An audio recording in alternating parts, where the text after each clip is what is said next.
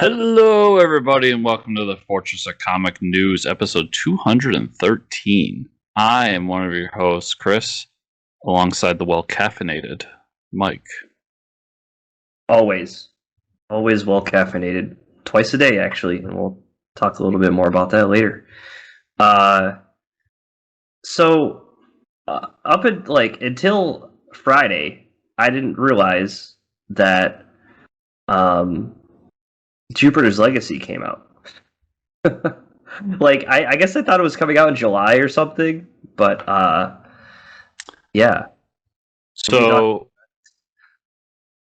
first, everybody, special guest Dave Byrne on the show this week. Right. Yeah, sorry. I had to get that out of the way, but yes. Today on the show, we have co-publisher of Scout Comics and writer Mr. David Byrne. Awesome individual, really cool guy, and Scout Comics is doing a lot of cool stuff, so check out their website. Yeah. Now, my quick Jupiter's Legacy story before another story, but I literally went on Netflix Friday morning, and maybe this changed afterwards. I haven't been on Netflix since that day. But like how Jupiter's Legacy wasn't the first thing I saw when I turned on Netflix is beyond me. Right. And the fact that I had to search it and it wasn't the first thing that popped up when I typed in Jupiter. Yeah. Is outrageous. Like it was nuts. I had to actually go into the app, go under what's new, and search down a bar to find it. Like it was day one of the show. Like Netflix, what is you doing? Yeah. But now, like, I woke up this morning and I go on Netflix and it's like number 10 in the US. I'm like, Netflix, you spit these numbers out of your ass. I know you are, because, like, you know, we must have talked about it like last month that it was going to come out, but like, man, I completely forgot. As somebody who listens to and follows a lot of comedians, I could tell you, like, nobody knows the numbers. Nobody. Right. Because they all tell you, like, you do a special and they pay you, like, a bunch of fucking money to do it. And that's why there's so many comedy specials on Netflix. And they never give them the back end numbers. Like, they have no clue. Yeah. They control it. Because, I got the check. So what do I need to know the numbers for? Yeah. But before we talk about Jupiter's Legacy, you got something? I got something. So I announced on Twitter that I'm co-hosting. Jude is the host, but I am doing a new show called Club Valiant over at IFLC. Okay. Okay. We're tasking ourselves with reading the entirety of the Valiant Comics line, starting with Robert Venditti's Volume 1 of Exo Manowar. So go check that out. Go check those guys out. But if you're not a video person, Fortress Comics has the podcast feed. So I'm going to launch it through this feed. So probably Wednesday, you guys are going to get the episode 0. And then when episode 1 comes out, you'll get episode 1. And then it'll have its own feed after that. So if you like it, you can check it out there. But awesome. I'm really excited about that show. So when do you guys do Eniac? Because that's the coolest one. So we went through this because I have the whole list, but Volume 2 of Exo Manowar is actually titled Enter Eniac. All right, that's what I needed to know. So everybody know that I know like nothing about Valiant other than I read this one volume when we interviewed Venditti, 2 years ago? Yep.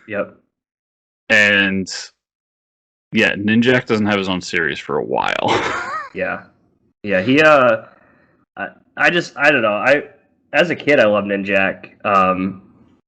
They just have some interesting. I mean, let's be honest. That movie killed any hopes of Valiant making it to the big screen. Bloodshot. They did that character dirty with the 50s. That's never happening.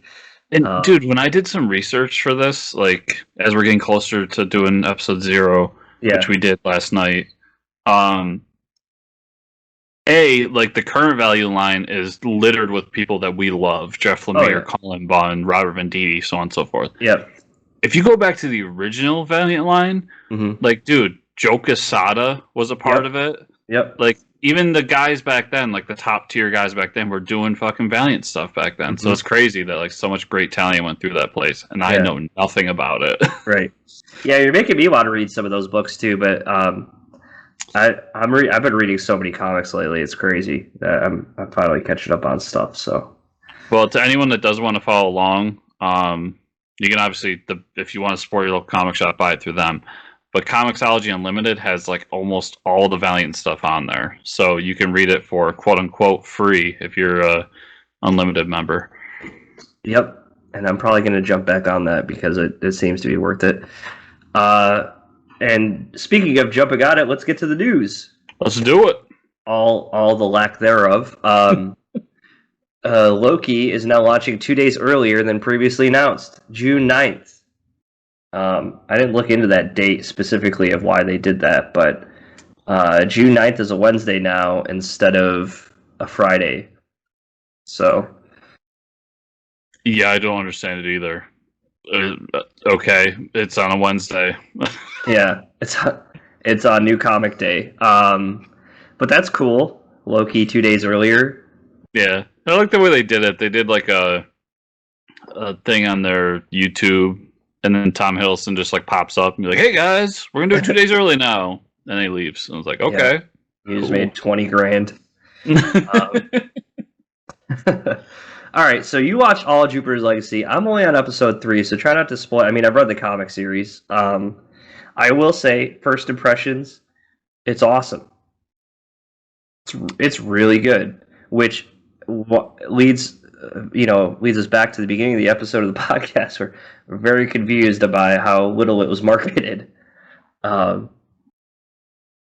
yeah, I could tear it apart a little bit. Where like they got a youngish actor, probably a guy in his 30s or 40s, to play a man who's 100 and something. Right. And that's a little wonky, but I get it. I get why they did it. Yep. And I still think all the actors did a phenomenal job. All in all, I feel very disconnected from this from like the most of, especially comics critics. Yeah. Because I fucking love this show. Right. I like the show better than I like the comic. Yeah, so for anyone that doesn't know, the comic never incorporated like the flashback scenes. The comic was like Jupiter's Legacy of the real world shit, and then we got a whole comic series of the prequel. So this like integrating the 1920s or was it the 20s or 30s timeline with the actual real time stuff. I think it's awesome. Like you said, it makes for really good storytelling. Yeah, so all I'll say about the ending, because I'm sure a lot of people haven't finished it, but right. is the ending kind of pissed me off a little bit because the way it ends, it's obvious that they wanted more episodes. And what I mean by that is I wouldn't be surprised if like they've already filmed the second half of this. Right. And they just split them up. Yeah. Yep. The acting is phenomenal. My only critique of it is I think it's the first episode when they fight not Darkseid. Yeah, Dark Star or Black Star, which made me laugh because I was just like, Millar beat DC to Darkseid. Yeah, pretty much. Yeah, but they did that scene, and that scene is what it is. It's not the best scene in the world, but it gets its point across, and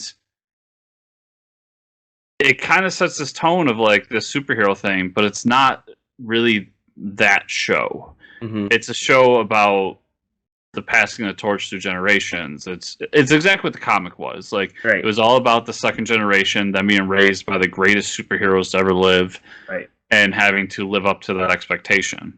And that's what the show is. So a lot of the show, while they may be in tights, they're not fighting supervillains.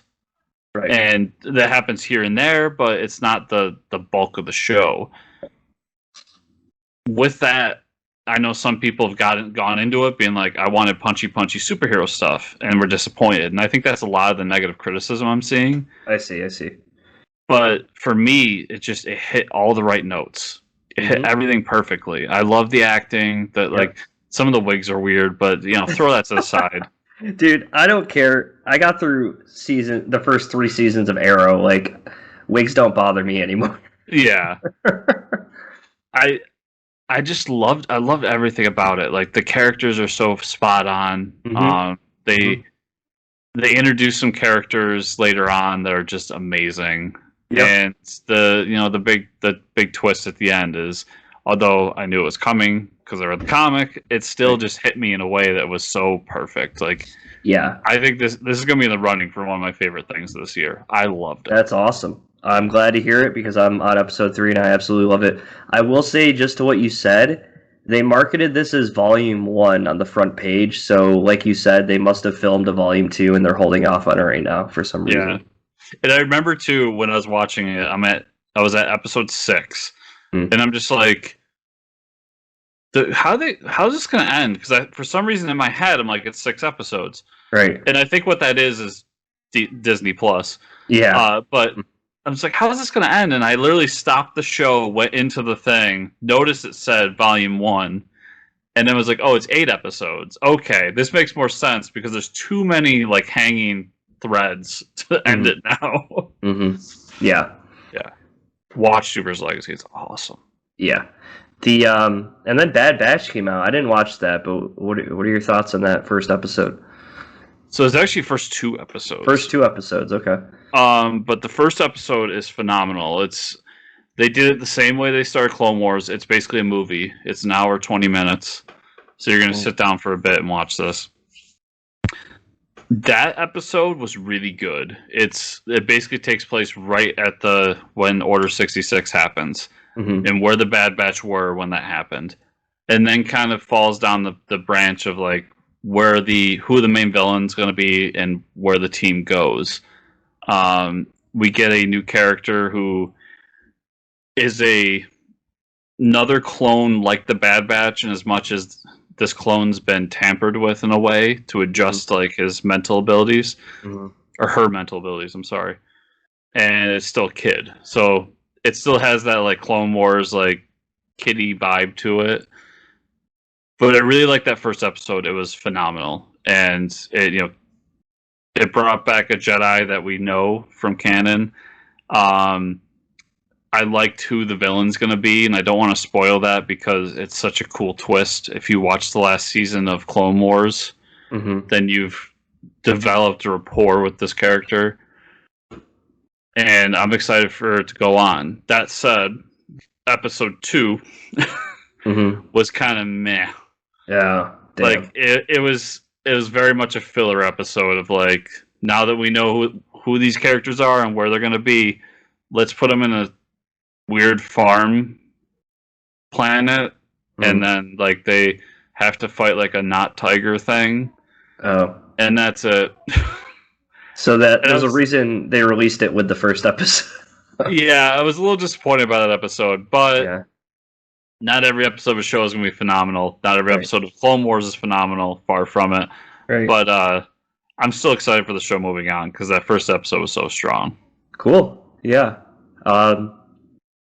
This is pretty cool this week. Marvel released a Marvel Cinematic Universe sizzle reel narrated by the late Stan Lee.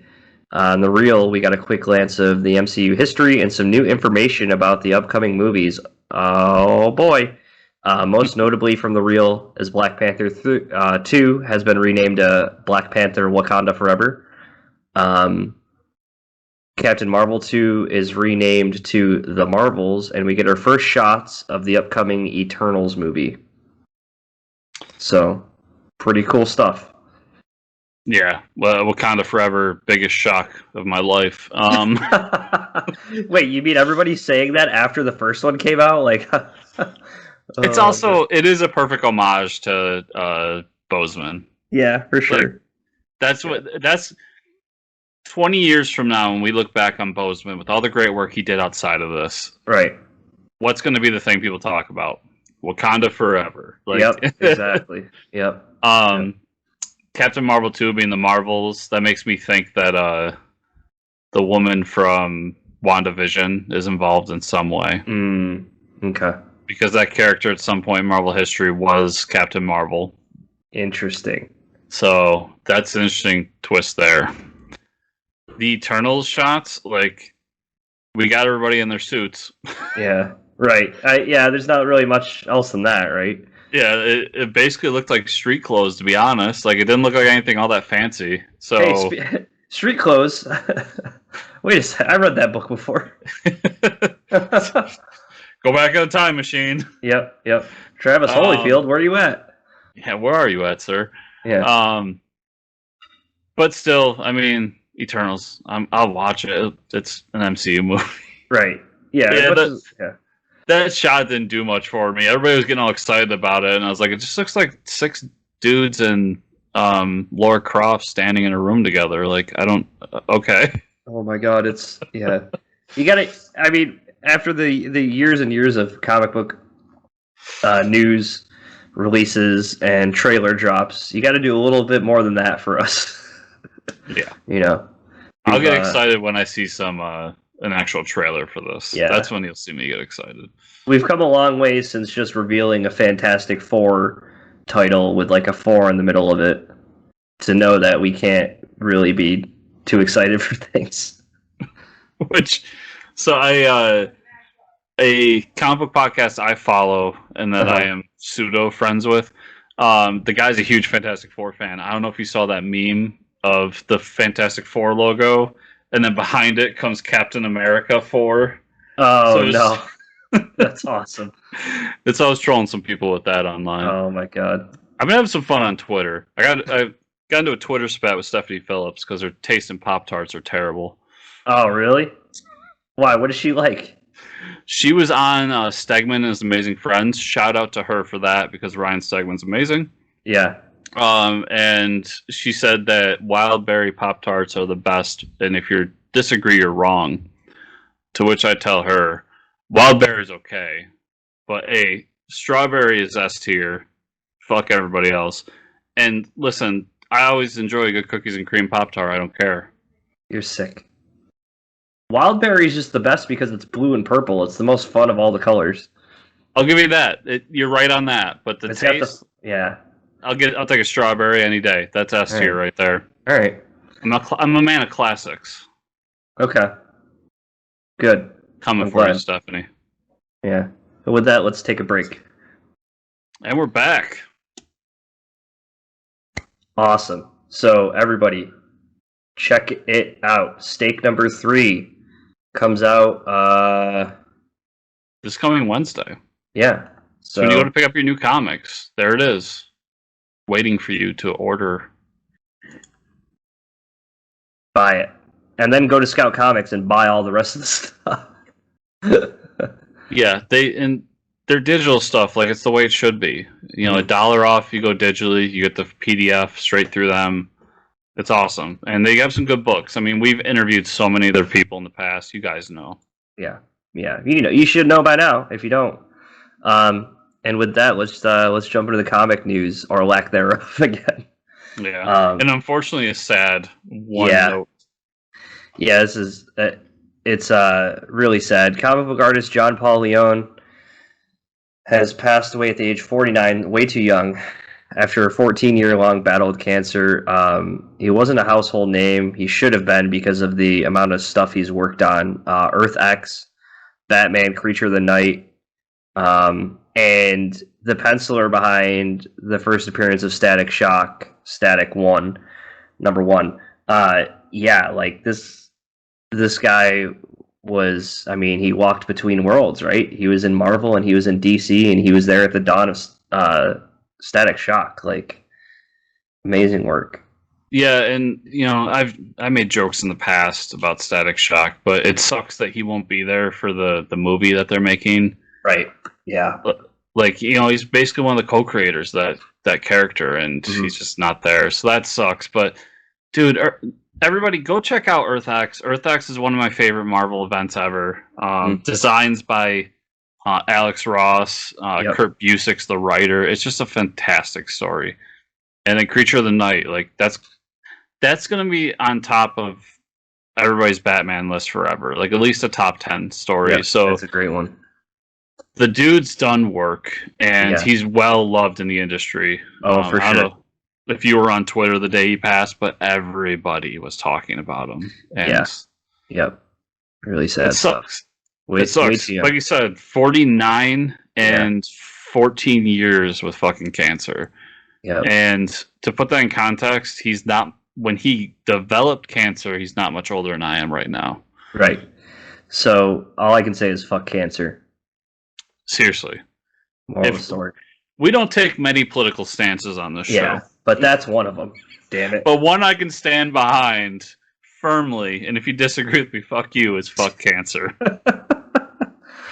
Yeah. But to his family, best wishes, and everybody go Yes. check out his work because he did some amazing work. Yeah, and that's death is always something hard to deal with, but as an artist and a writer, I mean, these guys are immortalized through that, right? So Yeah, and like Really I said, cool. he's a part of some of the best work in the industry. So Yep. Earth X will be remembered forever, Creature of Night will be remembered forever.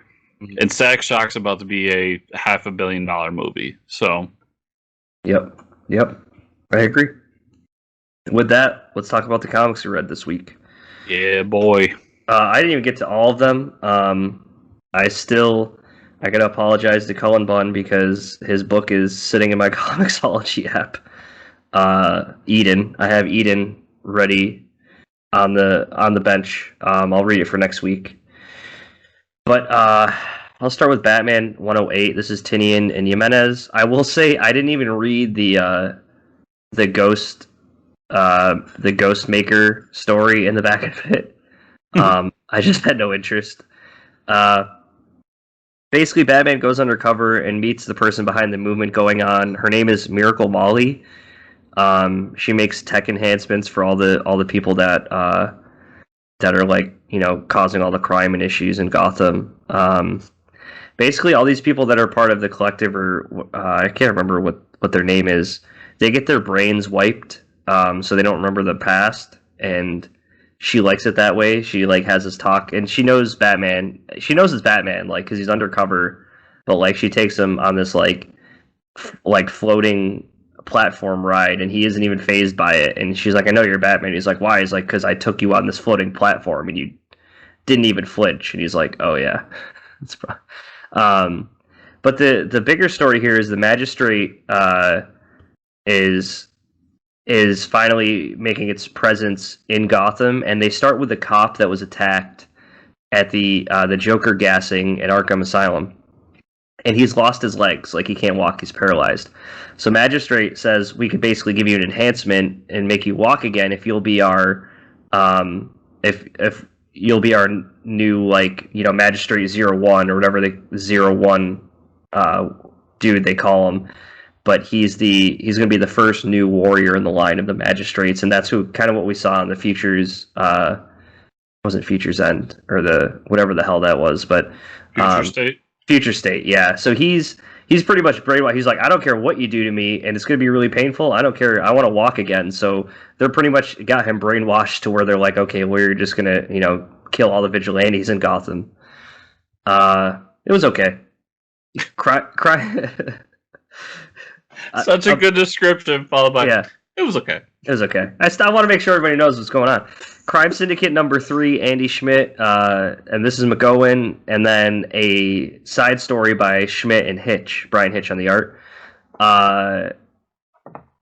So the Crime Syndicate beats Starro in this issue thanks to Power Woman, and they finally become a team. Lex Luthor tries to explain to all of them that they're like, you killed all of the civilians while you're fighting Starro, and Ultraman's like, yeah, but we saved the day. It's like they don't understand. Like, they're just like, shut up, Lex. Like, yeah, we killed a bunch of people, but who gives a shit? And then we find the origins of Donna in the second story, and Donna Troy and how she became Power Woman, and they do the whole Steve Trevor story, but it's twisted to where Steve Trevor comes to the island and he takes her hostage and tries to tell the Amazons, like, I will slit her throat unless you give me warriors to go fight in America with. And they're basically like, yeah, slit her throat, we don't care. And he's like, what? And then she turns around and stabs him and kills him. And she's like, I will be, taken hostage by no man. And they're pretty much like, they pretty much tell her, like, you let your emotions get the best of you, and she's like, well, that'll never happen again. So it was a pretty crazy origin where it's like, oh wow, Steve Trevor just got like stabbed to death. I love the twist with Starro in this too, where it's Yeah. like, I'm not trying to take over. Like, the fucking Owens, they suck, and they tried to Right. kill us. Yeah, right. And they're like, oh, we don't care. He's like, now you want us to feel bad?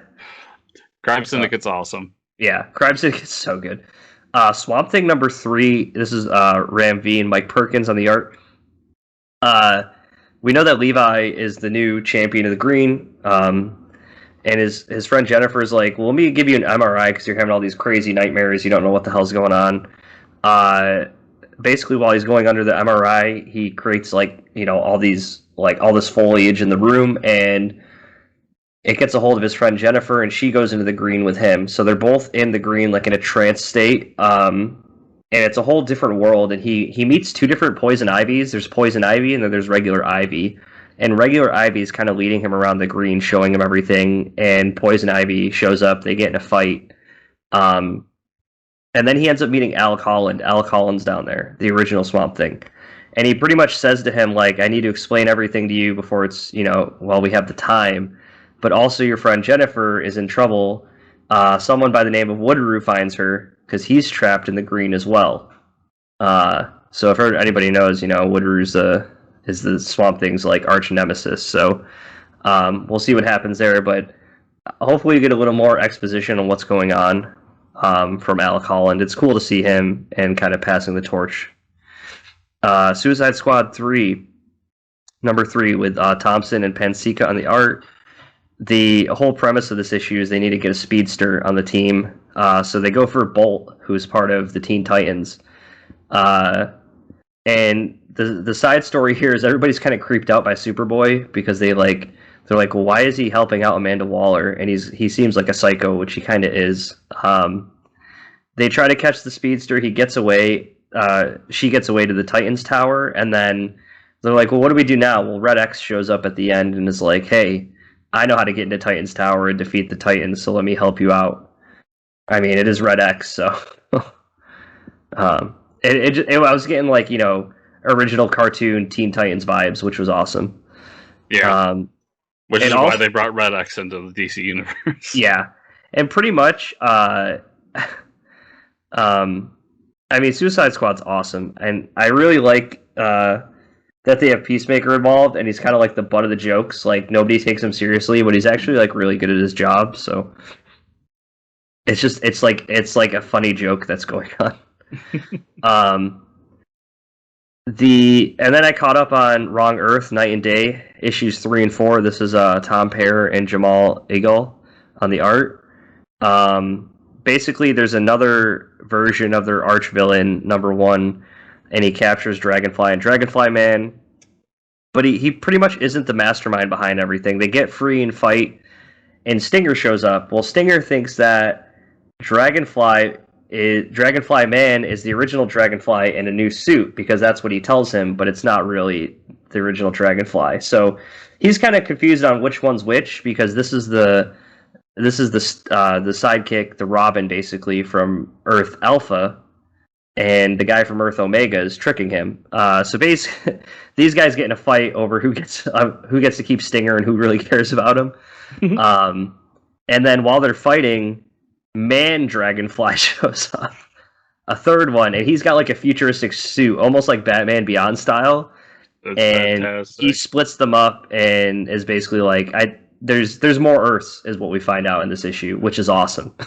So I can't wait to figure that out. Also, Lady Dragonfly Man is looking for Dragonfly Man, but she realizes like Stinger has disappeared, and she doesn't. Yeah, there's a Lady Dragonfly Man. Do they call her Lady Dragonfly Man? Oh yeah, they do. That's fantastic. Yeah, Tom Pear is a genius, and also what they have her do is she's basically like from the Dark Knight universe, Earth Omega, but she's on the Batman 66 universe.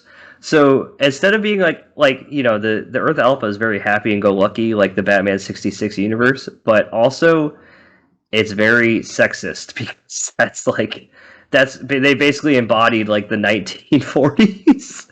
Yeah. And so like they say a lot of shit like, oh, but you're not smart enough to do that on your own, and all this crazy, and like and like like casual like sexual harassment and stuff like that. So it's like the way he wrote that universe and how you're like, oh, this is kind of grimy and creepy. Like it's really messed up. But yeah, that's what I read this week. I also read Eniac #2, which is from Bad Idea Comics that you can only pick up in comic shops. It's a solid issue. It's a really good story. Basically, AI has been controlling the U.S. and our international relations for the past so many years and is ready to destroy the Earth. So it's a really good story. Check it out. And that's all I had.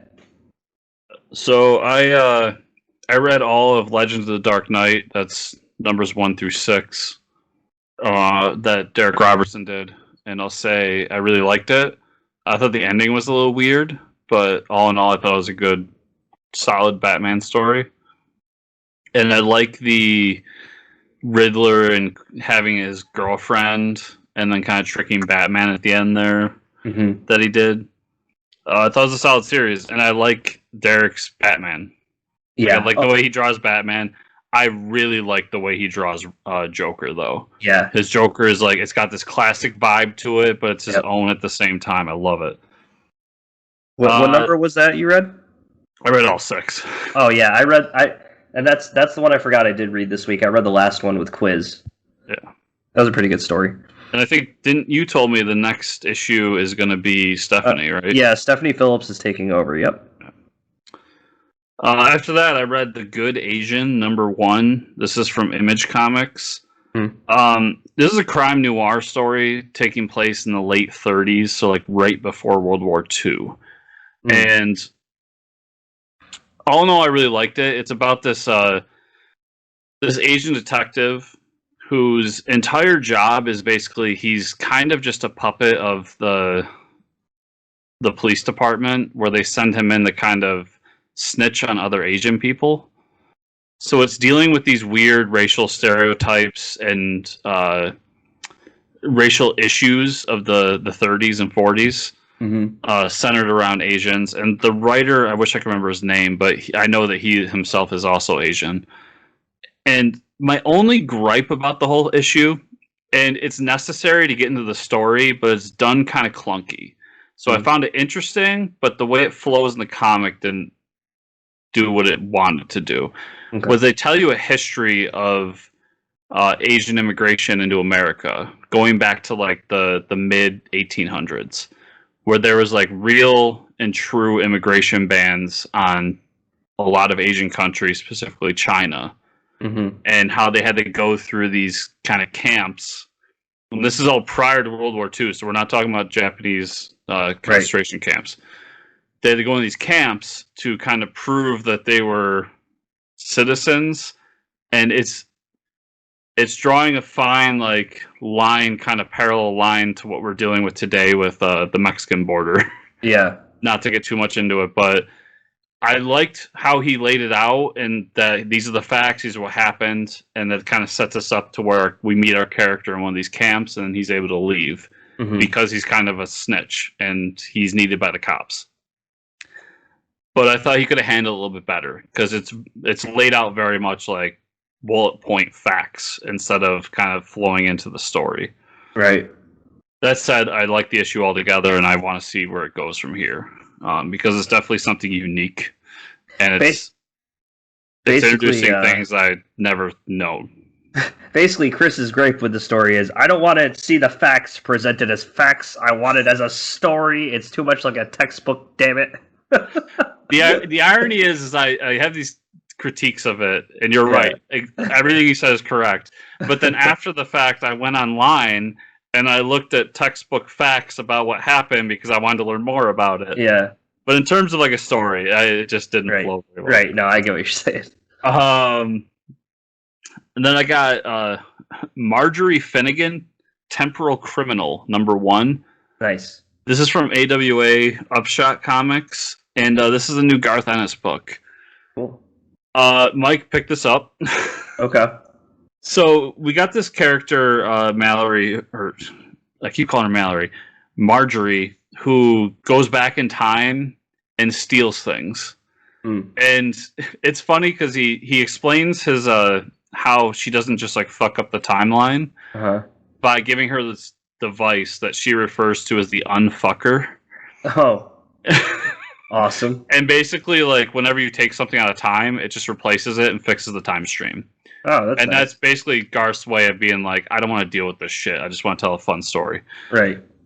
And we have a story of her in ancient Egypt, and she steals from one of the pyramids. And then she goes back to her place, like, in the time stream. Mm-hmm. And then we have a parallel story of this other woman who is kind of a time police officer. And she goes back and finds like a Nazi selling artillery cannons to these people back in like Viking times to shoot down Viking ships. And she ends up arresting him.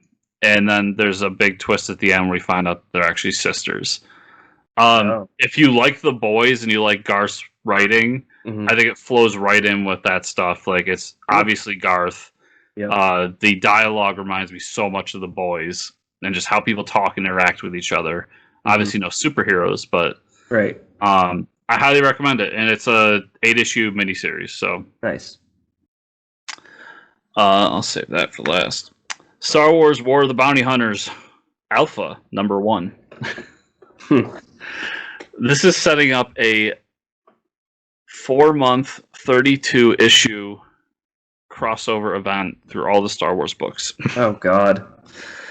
Which is basically setting up like Boba Fett has Han Solo and Carbonite, and now all the bounty hunters know that he has him. And the payoff is so good that they all want to fight Boba Fett to get him. Nice. So in this, Boba finds out that like the Carbonite's slowly killing Han, so he has to go to a friend of his to save him. And they go to this planet, and his friend's like, well, you got to pay me. He doesn't have the money, so long story short, he has to go into a Coliseum to fight for the money. And this is where you get, it's been all over the internet, but they basically spray paint Boba Fett to be all black so that nobody knows it's Boba Fett. Mm-hmm.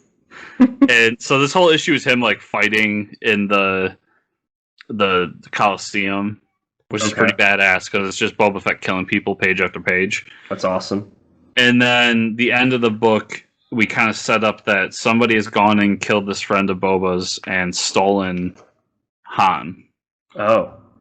So it looks like, somebody came and found him, and that's going to be the story, is Boba Fett has to get Han back, because obviously we know that he ends up giving him to Jabba in the end. Right. But it was pretty good. It's Charles Soule writing it, and I think Charles Soule is one of the best Star Wars writers we have right now. Yep. And Steve McNiven is doing the art, and his art is phenomenal. Awesome. So if you're a big Star Wars fan, check it out. And then my book of the week, Heroes Reborn #1, which Mike came with trading cards. Oh, damn. My trading cards, everybody. Oh, wow. Which I now have as a quick aside, I now have a trading card that says Captain America, supervillain. Wow. Okay. That makes no sense. So the whole premise here is that Blade has kind of awoken to this world, and he knows our Marvel, R616, and he's trying to figure out like what the fuck happened, because nobody knows who Captain America is. Thor is a drunk that doesn't save people. Mm-hmm. Tony Stark never had his heart fixed and or blown up, and is still like selling guns and ammunition to people. All we have is this Squadron Supreme. Yeah. In the first part of it, we get Juggerdoom, where Doom pulls out the Juggernaut emblem and turns into Juggerdoom and fights Hyperion. We get Coulson as the President of the United States in this. Okay. And it's basically Blade like trying to figure out what's going on. And what he ends up finding out was that somebody went back in time and changed one important detail. And that was they never thawed out Cap. So Cap's still in the ice. Oh, interesting. And that's kind of where we leave the issue off, is he ends up finding him in the ice. I really loved it. It was a cool kind of alternate universe story, time story. And it was just fun, putting characters in different places. It's a good excuse for Marvel to do the Justice League. So I really liked it, and I can't wait for the next issue. And next week I get 3 issues of it. So Damn, awesome. Yeah, I should probably check it out. And that should be everything I had. So, Mike, where can people find you on that internet? You can find me at Fortress Ricker on Twitter. Where can they find you and or the show? Well, you can find me at Fortress Chris on Twitter, and they can find the show at FortressComics _ on Twitter, or at FortressComicNews.com, where everything we do is right there on that handy dandy website. Remember, everybody, if you were listening to us, give us a review on whatever podcatcher you use, 5 stars in the iTunes. And if you are watching this video, to thumb up the video, subscribe to the channel, comment down below. Let us know what you think. And yeah, thank you all so much for listening, and we will see you here next week. Goodbye.